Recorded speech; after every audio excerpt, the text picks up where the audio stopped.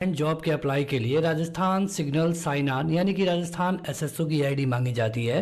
आज की इस वीडियो को देखने के बाद आप अपनी आईडी खुद से बना पाएंगे।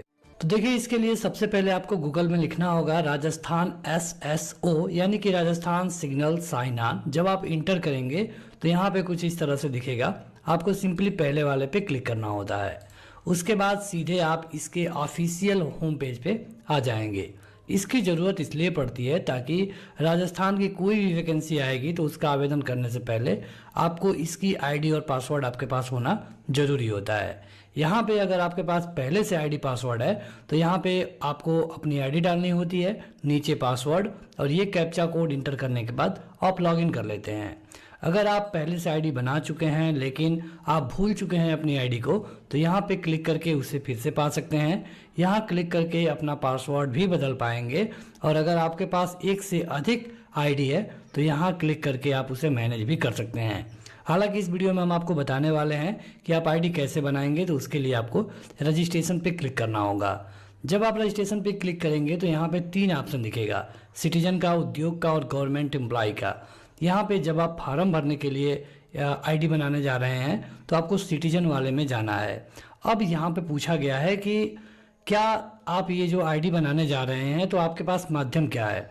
तो अगर आप राजस्थान में जन आधार राजस्थान से हैं तो आप इस जन आधार वाले से जा सकते हैं, या फिर इसके अलावा इससे भी। लेकिन अगर आप राजस्थान से बाहर हैं या फिर राजस्थान से हैं, मतलब कहने का ये है कि आप कहीं से भी हैं, तो आप गूगल का यूज करके इसे कर पाएंगे। उसके लिए आपको गूगल पे क्लिक करना होगा। जो ही आप गूगल पे क्लिक करेंगे आपकी ईमेल आईडी को एक्सेस का परमिशन मांगा जाएगा और सिंपली आपको उसे अलाउ करना होगा। प्राइवेसी पॉलिसी पढ़ना चाहते हैं तो यहाँ जा करके आप इसकी पूरी पॉलिसी को आसानी से पढ़ सकते हैं। थोड़ी देर प्रोसेसिंग के बाद यहाँ पे आपको एक यूजर नेम ऑटोमेटिक दिखने लगेगा। ये आपके ईमेल आईडी से लिया गया है। अगर आप चाहें तो इसे चेंज कर सकते हैं।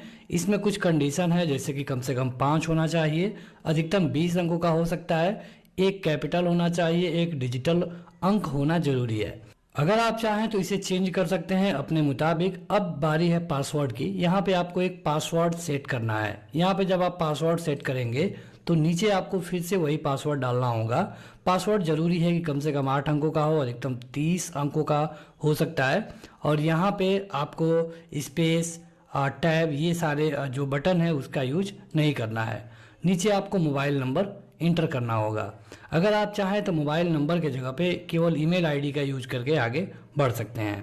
तो यहाँ पे हमने पासवर्ड इंटर कर लिया है। अब सीधे हम नीचे जा करके रजिस्टर वाले पे क्लिक करते हैं। जब आप रजिस्टर वाले पे क्लिक करेंगे थोड़ी सी प्रोसेसिंग होगी और आप एक नए पेज पे चले जाएंगे। यहाँ पे आपकी जो एसएसओ आईडी है वो दिख रही है। चाहे तो आप इसका स्क्रीनशॉट लेकर भी रख सकते हैं। यहाँ पे ओके कर देना है। अब आप एक नए पेज पे जाएंगे जहाँ पे लॉगिन करने के लिए बोला जाएगा।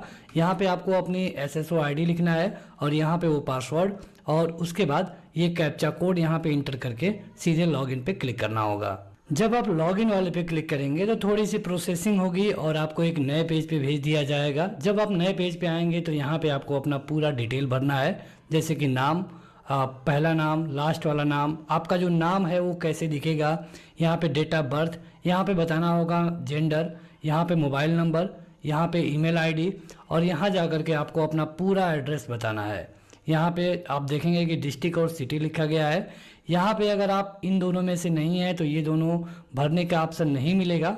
आप चाहें तो अपना आधार नंबर दे सकते हैं, हालांकि ये अनिवार्य नहीं है। ये सारा डेटा भरने के बाद देखिए यहाँ से आपको स्टेट सेलेक्ट करना होता है। और अगर आप चाहें तो अगर आपके पास कोई पुराना एसएसओ आईडी है तो आप उसको यहाँ पे डाल सकते हैं। इसके बाद यहाँ पे जाकर के नीचे आपको अपडेट करना होगा। उससे पहले आप एक बार जरूर देख लें कि आपने जो भी डेटा भरा है वो बिल्कुल सही है। अपडेट वाले पे आपको क्लिक करना है। यहाँ पे आप देखेंगे कि मैसेज आ गया है कि आपकी जो फाइल है ये अपडेट कर दी गई है। और वहाँ पे आए ओके बटन पे क्लिक करते ही जो आपकी आईडी होगी ये कंप्लीट कर ली जाती है। यहाँ पे आप देखेंगे कि जब भी आपका कोई भी एप्लीकेशन राजस्थान से आएगा तो आप एप्लीकेशन वाले पे ज्यों ही जाके क्लिक करेंगे आपका जो फार्म है वो दिखने लगेगा। आप बड़े ही आसानी से उसका आवेदन कर पाएंगे।